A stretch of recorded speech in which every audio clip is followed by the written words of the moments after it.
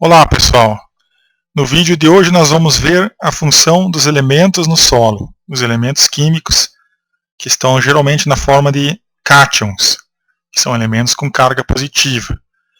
Tá? Então, os elementos eles podem estar na forma mais simples, né? Elementar, por exemplo, cálcio, magnésio, potássio, e os elementos podem se combinar em moléculas, formando talvez minerais, como óxido de silício, a sílica, e os elementos podem se combinar também, esses minerais podem se combinar formando rochas.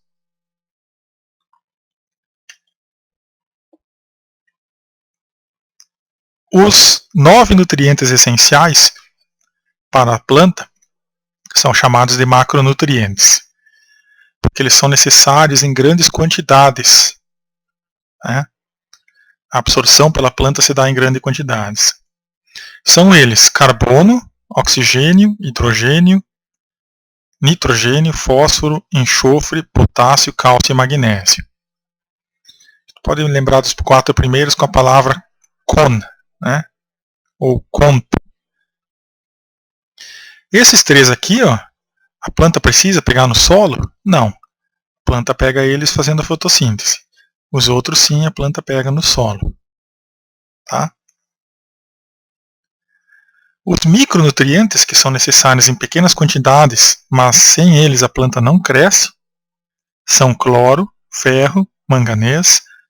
Quem será esse? Boro, zinco, cobre, níquel e molibdênio. Tá? E os 3 elementos mais importantes para a planta são considerados esses 3 aqui, nitrogênio, fósforo e potássio. Então, quando falta algum desses elementos, a planta terá sintomas de deficiência. Geralmente vai se dar por mudanças na cor das folhas, um enrugamento das folhas, uma necrose nos frutos, e a gente vai ver isso em detalhes para cada elemento. Então, resumo.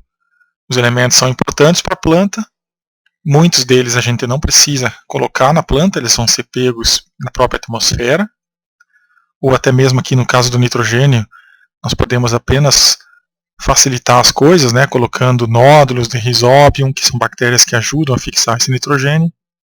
Mas outros elementos como fósforo, potássio, cálcio e magnésio, a gente poderá devolver ao solo, nos solos mais fracos, com adubação. E os minerais que podem ter também a mobilidade. Tá? Os minerais móveis, eles geralmente se concentram em órgãos velhos das plantas.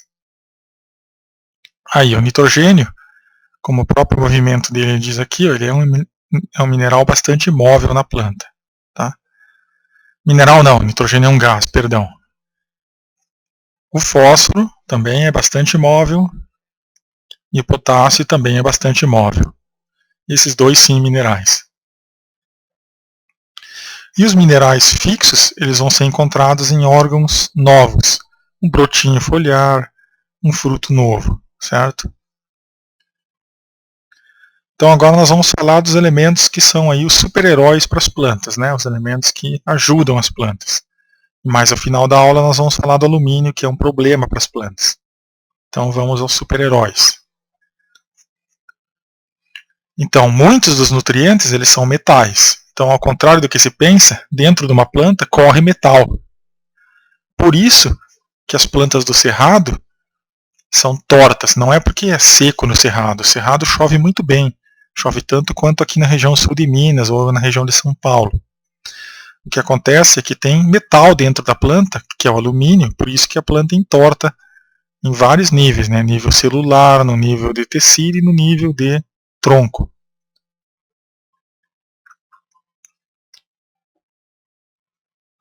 Aí estão os elementos. Ó. Só para nós relembrarmos. Hidrogênio, né? Hélio, lítio, berílio, o boro, carbono, nitrogênio, oxigênio. E aqui nessa região da tabela periódica é onde está a vida, né? A vida é muito completa por esses elementos aqui. Ó. Tá? E os elementos importantes no solo, eles estão mais nesse lado aqui da tabela. Ó. Aqui, ó. Zinco, cobre, níquel, cobalto, ferro, manganês, vanádio, nióbio, escândio, cálcio, potássio, sódio, magnésio, lítio. Tá? E mais aqui ao final da tabela nós vamos ter os elementos radioativos, tá? Que tem átomos pesados e esses átomos, quando perdem pedaços, vão se tornando em outros átomos. Tá? Isso nada mais é do que a radioatividade. Algum desses, a gente vai ver, causa problema nos solos. Quem descobriu tudo isso, organizou tudo isso, melhor falando, foi Mendeleev, que é essa pessoa aí em vários estágios de sua vida. Os nutrientes essenciais, então, são obtidos via fotossíntese. Por que, que o carbono, o hidrogênio e o oxigênio são essenciais? Porque eles vão formar toda a parte de troca gasosa, vão formar a água, vão formar a celulose, né, e muitas outras substâncias orgânicas que a planta vai precisar ao longo de sua vida. Tá? Essa aí é a fórmula química da celulose. Vocês podem ver que ela é basicamente um composto orgânico. E aí, uma imagem de 10 micrômetros, né? 10 dividido por 1 milhão, né? Ou seja, a milionésima parte do metro, micrometro, como é essa substância chamada celulose, que junto com a lignina ajuda a planta a ter essa estrutura que pode chegar a 20, 30, 40, 100 metros de altura.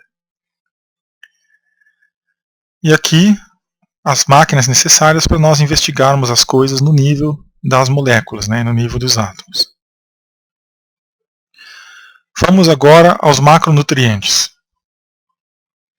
Então, sem eles, a vida da planta não se completa. Ela pode até nascer, mas não vai se reproduzir. Tá? E a planta necessita deles em grande quantidade. Antes de sabermos sobre eles, vamos fazer a seguinte pergunta. Como que eu sei se o nutriente é importante para a planta? Eu ponho uma solução completa, com todos os nutrientes, e depois ponho uma planta sem aquele nutriente que eu quero saber a importância dele. E aí eu faço isso em vários beckers e tenho uma noção da importância daquele nutriente. Por exemplo, com um nutriente a planta vai ir bem e sem nutriente a planta vai amarelar.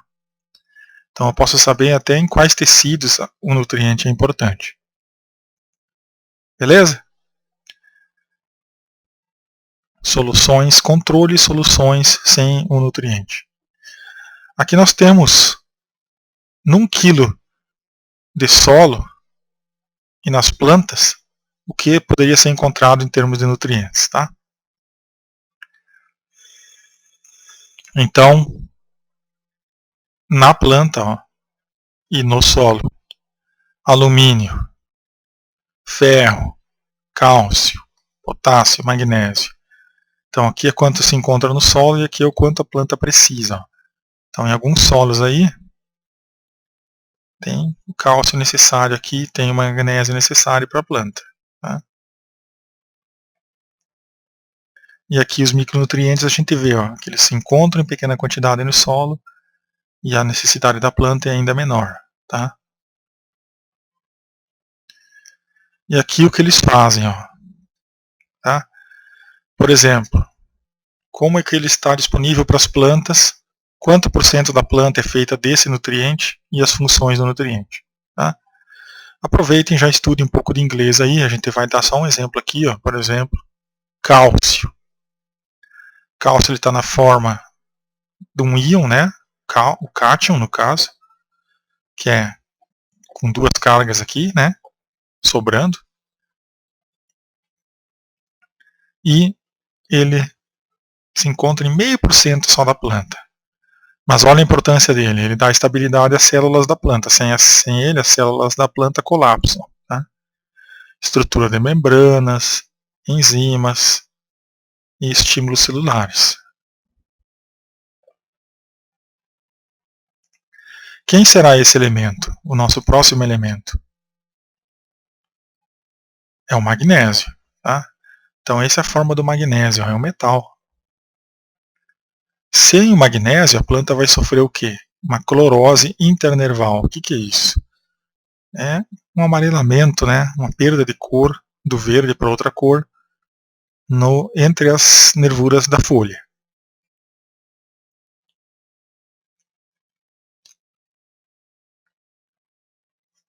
Por que a planta precisa de nitrogênio e magnésio?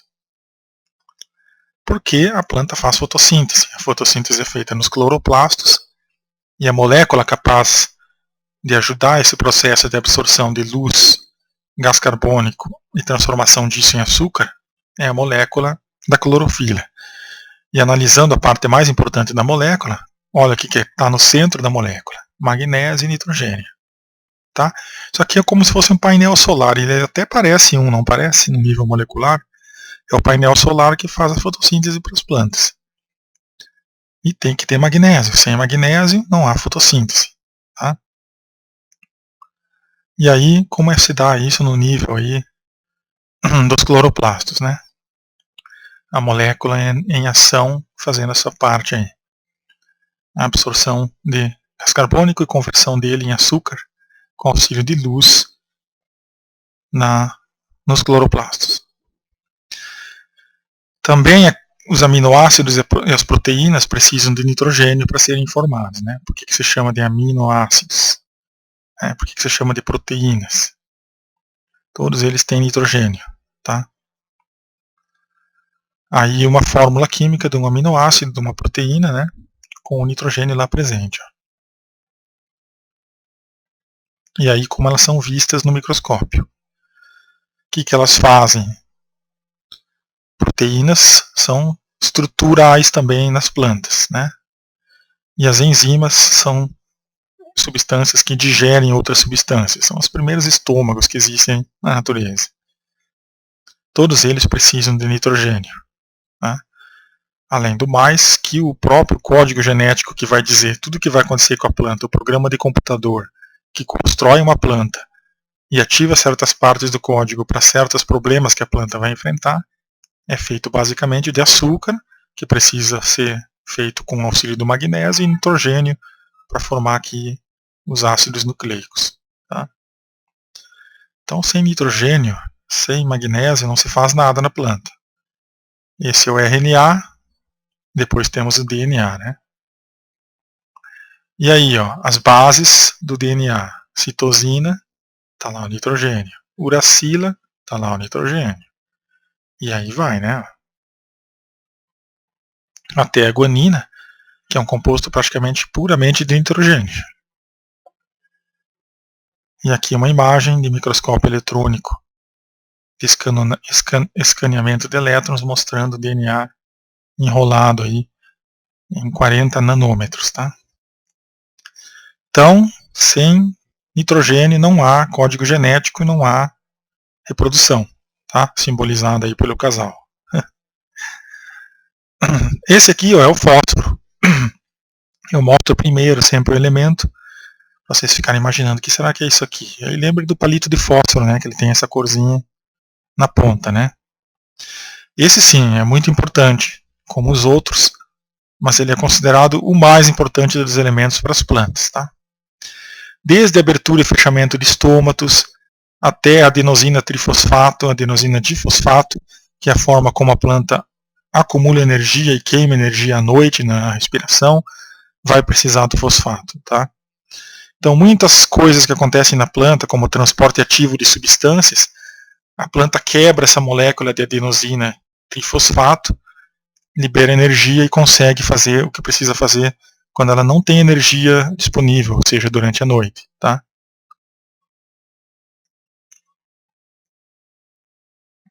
Aí, ó, tá em inglês, mas não é difícil de ler. Onde que entra o fósforo na planta, né?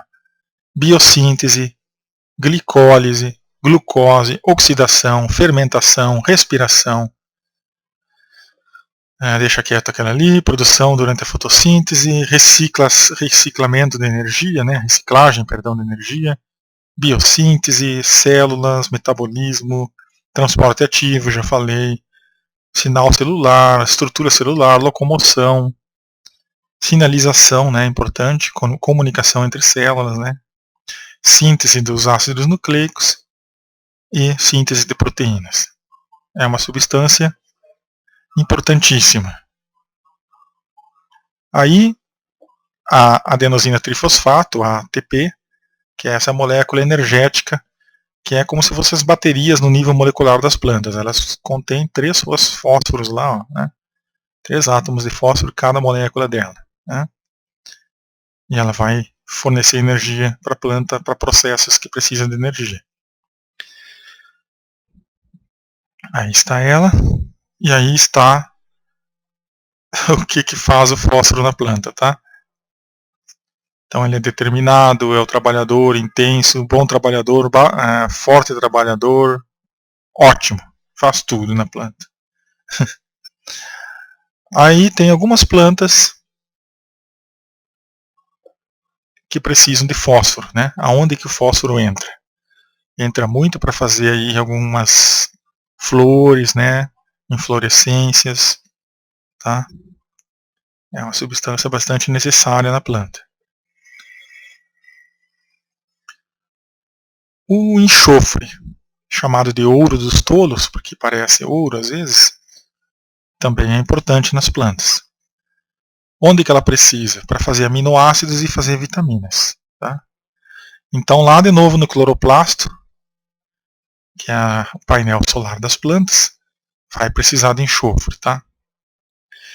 Os cloroplastos eles já foram no passado muito remoto bactérias, tá? Cianobactérias ou bactérias azuis.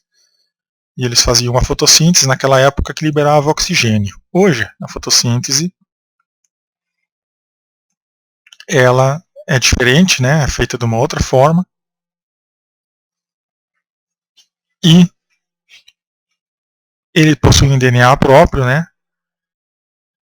E acumula amido e açúcar e possui DNA ligado a essa bactéria, certo? Mas por que ela precisa de enxofre?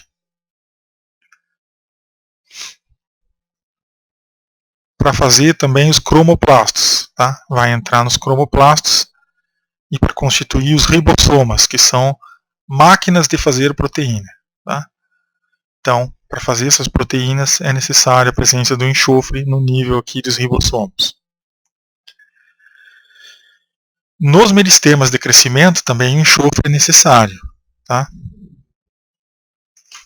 Nós vamos ter aí que sem o enxofre na planta não há formação de meristemas, os meristemas apodrecem e caem, tá? Então tem algumas proteínas importantes com a presença de enxofre que vai ser útil aí para a planta, tá? Aqui está o S, ó, enxofre ligado a hidrogênio. E aqui tem um enxofre ligando 2 moléculas de carbono, tá? Essa substância chamada rubisco é a enzima mais abundante no planeta, tá? Que ajuda o carbono a ser fixado no cloroplasto, tá? E ela precisa de enxofre. Então, a fotossíntese ela fica altamente comprometida e o crescimento da planta sem enxofre, sem fósforo, sem nitrogênio. Essa é a importância dele. O cálcio é esse bonitinho aí, ó, brilhante. Ele está presente no retículo endoplasmático, né? Que é uma pequena membrana que existe nas células que faz a troca de substâncias. Então o cálcio está lá, dentro da planta, e ajuda nessa troca de substâncias. Ele é um íon, né, que vai ajudar a troca de substâncias. O fósforo e o nitrogênio e a falta de água podem fazer com que o cálcio fique fixo na planta, tá? Ele deve ficar móvel para cumprir sua função. Só que com muito fósforo e nitrogênio e pouca água, pode atrapalhar a dinâmica do cálcio. O cálcio é importante no fechamento e abertura de estômatos, na divisão celular, tá? Ele faz com que a planta tenha estrutura, né, no nível celular. Sem ele a célula despenca, né, desmorona como se fosse uma gelatina. E a planta fica assim, ó, quando ela está sem cálcio, a evidência é essa necrose, tá? nos frutos principalmente. Então sempre que você encontrar um tomatezinho lá preto na ponta, isso aqui era para ser o que? Um pimentão, imagina? Ou é um tomate também, está necrosado. Evidência de provável falta de cálcio. Ele ajuda a matéria orgânica a ser mantida no solo, né? E a matéria orgânica também ajuda o cálcio, é uma troca recíproca, né? E ele vai formar depois, na quebra de ovos, na quebra de ossos e conchas de animais, é que ele vai entrar no solo através do carbonato de cálcio, que é muitas vezes acumulado pelas algas, pelos quinidários, né, e os outros animais, os moluscos, nas suas conchas. Eles todos absorvem a água do mar e fixam o carbonato no seu corpo, nas suas conchas. Quando esses animais morrem, vai haver depósitos, né, vai formar o calcário, depois até o mármore, dependendo do caso, e esse cálcio vai ser, depois de muito tempo, reconduzido ao solo. Tá? Esse é o retículo endoplasmático, né, rugoso, né, onde estão os ribossomos. E também ele tem uma função que é sintetizar proteínas. Tá? O liso, ele secreta lipídios. Tá? Quando a planta precisa de gordurinha, ela usa o liso. Quando ela precisa de proteínas, ela usa o rugoso. E para o bom funcionamento das trocas de substâncias é necessário o cálcio. Quem será esse, hein? Silício. Tá? É o elemento mais vagabundo na Terra, mais comum, usado muito em eletrônica também. Tá? Onde que entra o silício? Ele entra para fazer a parede celular, olha só que importante. A lignina, uma das substâncias mais duras que existe, que dá aquela dureza típica à madeira. Então agora contemple, enquanto toma um gole d'água, a fórmula química da lignina e procure onde está o silício aí.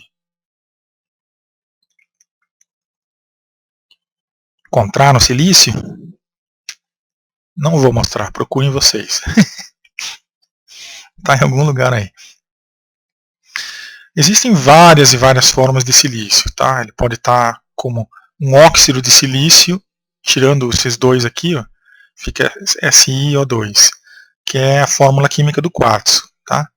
Que é um dos elementos mais comuns, dos minerais mais comuns na Terra. Né? Depois o feldspato também, é muito comum, tem muito silício. E eles vão formar a areia, depois a areia vai ser moída, vai formar o silt, depois vai formar a argila. E aí eles vão entrar no solo e vão entrar na planta através da absorção via raiz da argila. Tá? Então é um elemento importantíssimo. Algumas algas também têm sua parede celular com incrustações de silício, e são algas que deixam esqueletos. As algas do reino das plantas, né? Viridiplant. Não estou falando de algas vermelhas, não estou falando de algas marrons, amarelas ou algas diatomáceas. Tá? Aí, as algas são capazes, então, né, de produzir uma espécie de vidrozinho para formar seu esqueleto aqui, visando a sua proteção. E depois, quando as algas morrem, isso fica no fundo do mar. Do fundo do mar sobe para a terra através da tectônica de placas e vai ficar disponível o silício. Quem que é esse aí? Eu estou achando que é o... É ele mesmo. Potássio. Tá? Então o potássio ele é importante também na fotossíntese. Então vejam a importância, né, do fósforo e do potássio. Sem eles não há fotossíntese, sem magnésio também. Aí, ó. Tá? Para fazer a glicose é necessário o potássio. E ele também vai ter na molécula de... Ah não, aqui eu enganei, aqui eu coloquei fósforo. Né? Tá errado aqui. Coloquei uma molécula errada aqui, perdão pessoal. Mas beleza, lembrem que o potássio é importante na gênese da glicose, assim como o fósforo. Outro, quem que é esse? Vermelhinho assim, dando tom argila, dando cor aos latossolos, ferro, né? Então o ferro é o primeiro micronutriente que nós vamos falar aqui. Quando você tem um solo com muito ferro, tem essas camadas cinza escuras, você vai com um ímã lá e passa, vai grudar o ferro até no seu ímã.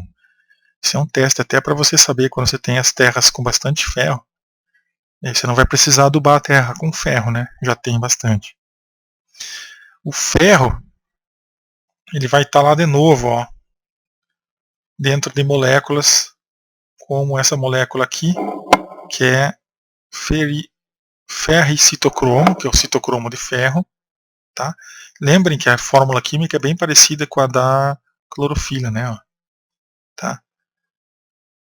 Então ele é importante aí nessa redutase do nitrato. Tá? Então lá nas bactérias que estão na raiz das plantas, elas vão fazer a conversão do nitrogênio do gás para o nitrato, que é onde a planta consegue absorver o nitrogênio, e tem outras substâncias que facilitam essas reações, como essa substância que eu acabei de falar, e ela precisa de ferro. Tá? É uma enzima. Tá? Aí, ó, tá? Tem vários compostos aí mostrando essas reações. Alguns têm magnésio no centro, outros têm ferro no centro, e outros, ó, não tem nada no centro. Tá? Então, quando falta o ferro, aqui no meio, a planta vai ficar assim, ó. Vai ter uma cor amarelada entre as nervuras principais. Tá? É um sintoma. Molibdênio. O molibdênio ele é importante na formação do DNA. Olha que importância, hein? E sem molibdênio as plantas ficam todas enrugadas, assim, as frutas elas embolotam e ficam menores. Elas também têm um problema chamado de atrofia, né? As plantas ficam reduzidas. Então, sem molibdênio, a planta vai passar por uma série de embolotamentos, necroses, principalmente nos frutos, certo? O boro também tem uma semelhança aqui, vai causar embolotamento das folhas jovens e necrose. Tá? Então aqui tem a planta sem boro, depois como ela vai ficando. Ó, tá? Controle com boro, 13 dias sem boro, até 21 dias sem boro. Fica ruim a planta. Ele também faz as ligações das pectinas, né, nas paredes celulares, que sem o boro essas ligações colapsam e aí que a planta começa a desmoronar. Né? São essas ligações aí, ó, que aqui eu não vou entrar em detalhes na química complicada disso. Bom, quem que é o elemento a seguir? É enxofre? Não, já foi enxofre. É o cobre, né? É o cobre, ó. Essa corzinha aí, no estado líquido, diluído, né? Solúvel. E no estado sólido ele é essa corzinha salmão. Tá? Também, fotossíntese, formação dos grãos, parede celular. Tá?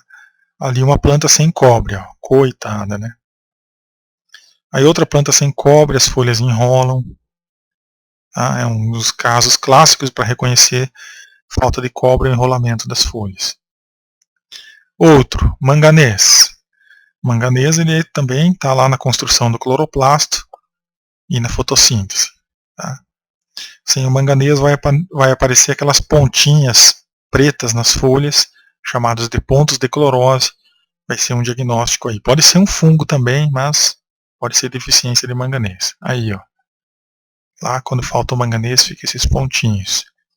Então depois que você assistiu essa aula, você pode pegar umas plantas, deixar o vídeo rolando e ficar olhando as imagens e ver o que pode estar faltando na sua planta. Que é um exercício legal de fazer. Sódio é o sal, né? Ele pode substituir o potássio. Né? E aí tem as plantas que usam o metabolismo ácido das crassuláceas, tá? Que é o CAM.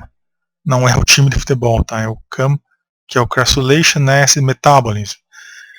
Vai ser as plantas que fazem fotossíntese durante a noite, né? Parte da fotossíntese é feita durante a noite. São plantas geralmente da família Crassulaceae, que parecem cactos, mas não são. O cactus ele tem sempre vários espinhos saindo de um único ponto, e a crassulácea tem espinhos saindo únicos, né, em certos nós na planta. Então elas vão ser parecidas com plantas, com cactos, são bastante aquosas, né, contém bastante água nos troncos, nas folhas, mas elas não são cactos e elas usam o sódio e o potássio para regenerar essa substância chamada fosfopiruvato, que vai colaborar na fotossíntese noturna, que é uma adaptação justamente dessas plantas para ambientes onde ocorre muita perda de água. Elas conseguem fazer a fotossíntese na noite, quando é mais fresquinho, né? Porque para fazer a fotossíntese mesmo, os estômatos precisam estar abertos, né? Senão não há fotossíntese. E de noite ela consegue economizar fazendo isso. O abacaxi é uma dessas plantas, tá? Embora ela não seja, ao que eu me lembro, uma crassulácea. E aí o ambiente onde elas vivem, né? E aqui está até a planta fugindo, mas não é essa aqui a crassulácea, só para mostrar um ambiente difícil onde essas plantas vivem. Aí sim, uma crassulácea, ó. Tá? Geralmente, eu já vi isso no campus da Unifei, nos prédios internos, eles põem esses vasinhos com essas crassuláceas, tá? São aquelas plantas com a folha bem carnuda, tá? E aí como que ela faz, né? À noite, na presença do gás carbônico, ela vai converter aí, vai usar o malato, na verdade, dentro do vacúolo, e vai usar parte das substâncias para fazer a fotossíntese no outro dia, tá? Então ela começa a fazer a fotossíntese durante a noite, armazena o gás carbônico e no outro dia ela continua, tá?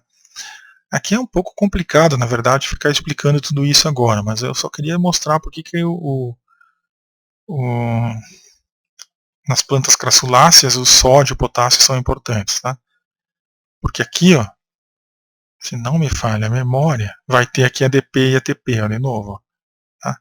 Então o fósforo entra aqui para fazer todas essas rotas aqui da fotossíntese noturna, gás carbônico entrando na planta, tá? Depois, durante o dia, ela continua fazendo a fotossíntese. Moral da história, que a gente interessa aqui. Cada tipo de planta tem suas necessidades, por isso é importante você estudar a sistemática de plantas para entender que se você tratar uma crassulácea, ela vai ser uma planta mais rústica, né, que outro tipo de planta. Na biologia está tudo interligado, os solos estão interligados, os gases estão interligados, as plantas estão interligadas. Se você conhece os grupos de plantas, você vai saber quais são suas necessidades nutricionais, né? Tem plantas que são muito frágeis nutricionalmente, qualquer falta de nutriente a planta colapsa, e tem plantas que são mais resistentes, como as crassuláceas e as gramas, né? São as plantas C3, fazem fotossíntese fixando 3 átomos de carbono, né, açúcar, em vez de fazer com 4. Se não me falha a memória, isso aqui é um níquel. Não, é o zinco. Tá? O zinco ele faz parte de enzimas que ajudam na cópia do DNA. Só isso, né? Sem zinco, a planta fica nanica. Tá? Vejam, os nós ficam mais próximos, se for uma monocotiledônea, um milho, dá umas entortadas na folha, na cana-de-açúcar também.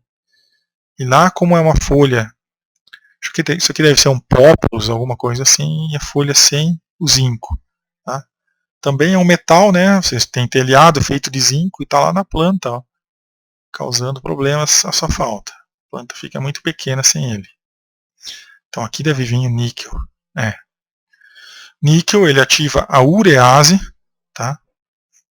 Aí está a urease, que é também utilizada no metabolismo, né, desse gás, né, nitrogênio, para ser convertido em nitrato que a planta possa utilizar. Tá?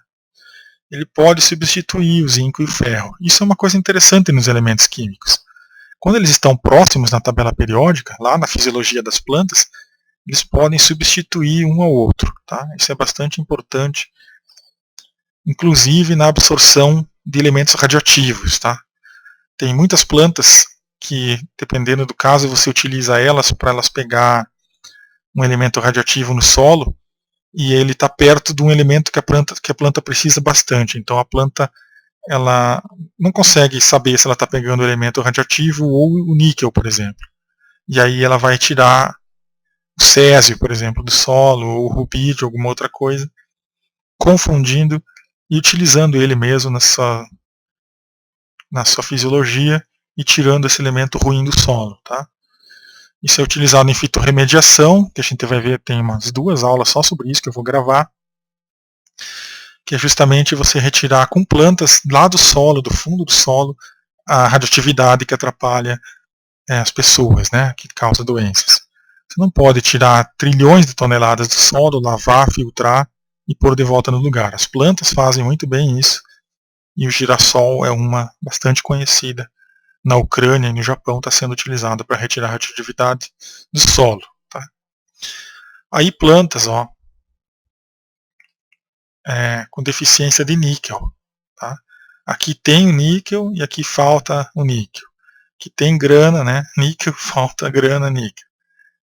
Como ficam as folhas? Elas tendem a ficar mais escuras. Aí, como que as coisas acontecem, né? Nós temos que ter em mente, como eu falei, que a natureza está tudo interligado. Então, se você tem um solo com pouco nitrogênio, uma planta com pouco nitrogênio, e ela vai ter deficiência. Com muito nitrogênio, a planta pode sofrer pela toxidez do elemento. Então, a gente tem que ter cuidado para as doses certas dos elementos nas plantas. Você pode adubar mais do que devia e causar um problema. Tá? Se você tem pouco nitrogênio, vai dificultar a capacidade da planta de obter outros elementos. Tá? Se você tem muito alumínio no solo, você poderá ter deficiência em potássio. Tá? E aí, o que se chama de hipóxia é a deficiência dos nutrientes. Tá? Uma outra coisa importante de se estudar no solo, nessa questão dos nutrientes, é o pH. O pH, dependendo do pH, os nutrientes vão ser mais facilmente liberados ou não do solo para a planta. Então, o pH ele dá uma indicação de quantos esses nutrientes vão realmente chegar na planta. Não adianta nada você ter bastante nutrientes e um pH muito baixo no solo, dificultando a saída deles. Tá? Os cátions eles estão disponíveis nos solos com um pH levemente ácido. Tá? O que é isso? 6,5, 5,5, pH normal, neutro é 7. Né? Isso vai ajudar você a entender também, fazer uma análise de pH do solo, como que vai ser a distribuição desses nutrientes. Esse aqui é o que? Cloro. Cloro é importante na osmose, né, e no balanço de íons da planta. Outro. Agora tem um pouquinho só sobre eles, porque são mais raros e menos importantes. Tá? Cobalto.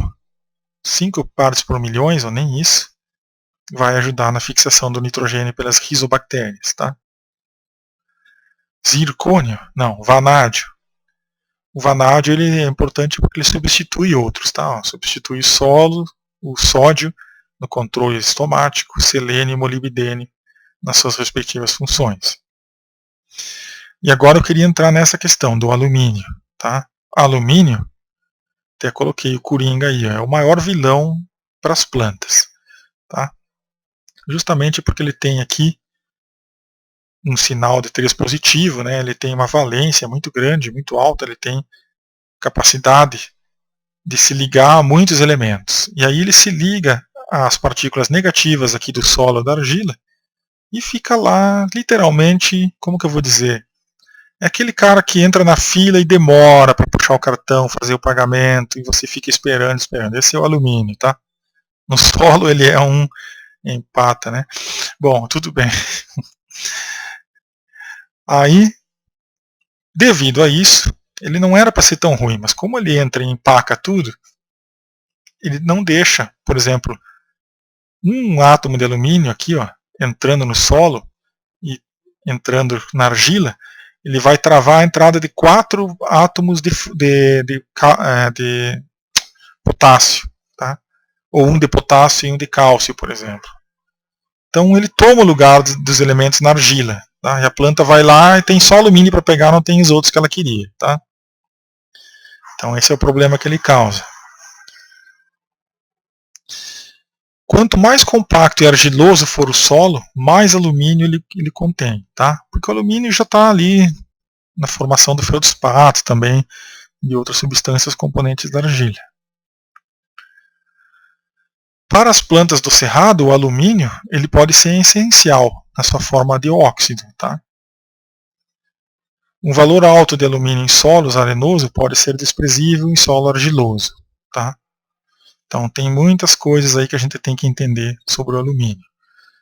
Dependendo do tipo de solo, um valor alto não significa nada, tá? Ele também pode ser bom para as plantas. As plantas do cerrado, elas utilizam alumínio. Muitas plantas na Mata Atlântica também utilizam alumínio nas raízes, pois ele ajuda a raiz não apodrecer, certo? Aqui o que acontece com a saturação de alumínio no solo? Ó. E aqui vem essas unidades complicadas que eu só vou mostrar aqui, vocês depois deem uma lida e tentem entender o que é mmols, né, por decímetro na menos 3 vezes 100. Tá? Micromols, né? Esse m% aqui é micromols, tá? Por decímetro cúbico de solo. Um decímetro cúbico é um quadradinho de solo de 10 por 10 por 10 centímetros. Tá? Então a porcentagem em micromols por quadradinho de solo de alumínio. Deu para dar uma entendida no que é? Tá. Se tiver menos de 5% é muito baixo, se tiver mais de 45% é altamente prejudicial. Tá? Eu recomendo que vocês revisem toda essa questão de que é micromol, o que é mol, né? Para vocês depois entender mais a fundo se vocês quiserem se aprofundar essas coisas. Tá? Aqui o alumínio, um raio-x do alumínio, né, na tabela periódica. Então lá está o alumínio, está perto ali, né, do ferro, de outros elementos, perto do boro, do galho, né? Número atômico maldito aqui, ó, 13. Ele é pesado. Tá? A água pesa 1 aqui, né, pesaria. Não, a densidade, onde é que está a densidade? Aqui, ó. A água tem densidade 1, ele é 2,7 vezes mais denso que a água, então uma moeda de alumínio afunda na água. Tá? Aqui tem, isso aqui é o peso atômico, é outra coisa. Tá? Aqui a eletronegatividade, estados de oxidação, ó, tá?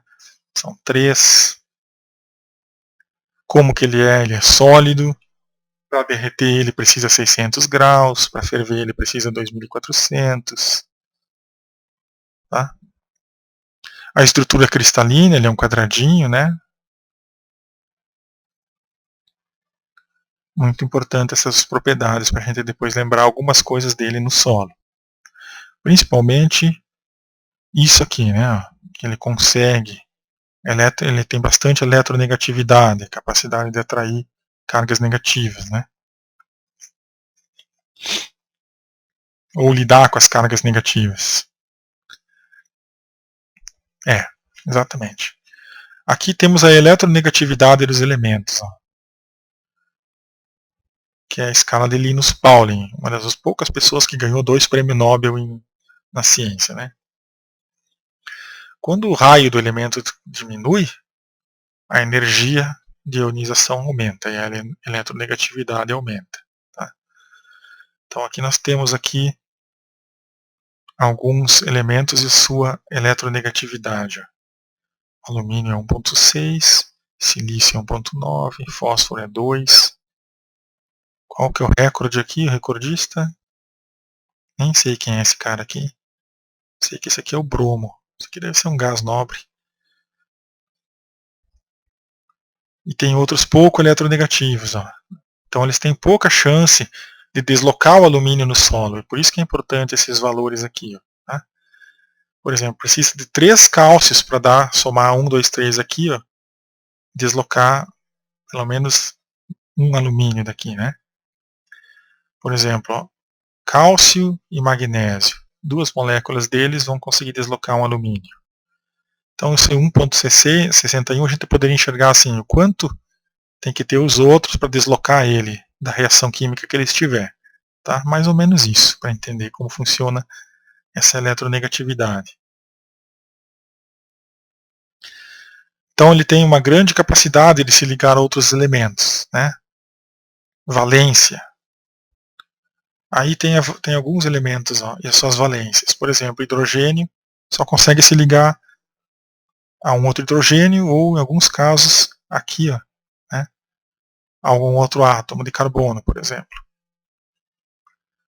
Já o carbono ele tem 4, ó, né? Ele consegue se ligar a 4 átomos de hidrogênio, consegue se ligar cada átomo, tá? Ó. Já nessa forma aqui, ó, ele está ligado ao outro carbono com 3 ligações fortes e a um outro hidrogênio. Tá? Aí nós temos o nitrogênio, temos o carbono e o nitrogênio, o sódio, o cloro, que é o recordista aqui em valência, né, que faz as ligações mais fortes, né. E isso é importante para a gente entender por que o alumínio ele é um problema no solo. Porque ele também é considerado um elemento forte nessas questões, ele emperra o solo, tá? Empaca tudo. Aí uma característica das plantas que têm alta concentração de alumínio, tá? Elas vão ter geralmente frutos da cor azulada, arroxeada, e muito azul no caso de excesso mesmo de alumínio. Tá? Claro, o fruto azul não é só por isso que ele é azul, só porque tem alumínio. É azul por outros motivos na biologia. Mas, quando o pH é mais básico, a hortênsia, por exemplo, tem esse tom aqui. Quando ela está mais ácido, tem muito alumínio no solo, a hortênsia tende ao azulado. Uma margaritária, que é uma euforbiácea, também pode acontecer isso. Uma elaiocarpácea, como essa aqui também, e as rubiáceas, né, as psicóteras e até mesmo vitis vinifera, que é a uva, podem ser indicadores de pH de solo, quando muito azuis, muito saturado de alumínio. Então você pode, através de andando na mata, olhando as flores, os frutos, e isso varia bastante até de planta para planta, você pode saber onde tem manchas de alta concentração de alumínio, que é onde o solo precisa talvez ser corrigido e verificar até que ponto a gente precisa corrigir o solo nessas questões. Certo? Tudo bem até aí? Entenderam o alumínio? Então vamos continuar um pouquinho mais, falta pouquinho. Já acaba aqui essa história. Mas ele é bom, no cerrado ele pode ajudar a evitar apodrecimento de raiz e também na Mata Atlântica. Tá? Por isso que tem muitas plantas como Psicóteria nuda, o cafezinho do mato, que elas sobrevivem muito bem em ambientes bastante saturados de podridão, de água na Mata Atlântica, quando outras plantas não sobrevivem. Tá? E é isso aí, chegamos realmente ao final. Um grande abraço para vocês, espero não ter dado uma aula muito monótona hoje.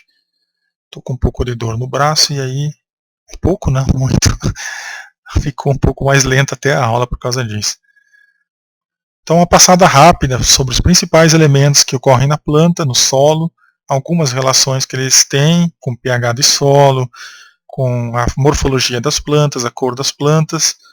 E lembrem dessas características, né, de valência, de eletronegatividade, são importantes para entender o problema do alumínio. Tá?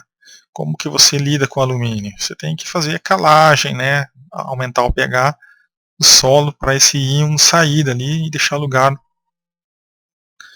para os outros íons que são importantes para a planta. Senão a planta não vai conseguir só comer alumínio e viver só de alumínio.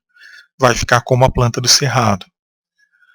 Então um grande abraço, até a próxima. E a gente vai ter ainda algumas aulas sobre fitorremediação, inclusive tratando de elementos radioativos, que eu vou tentar ainda gravar esse fim de semana. Falou!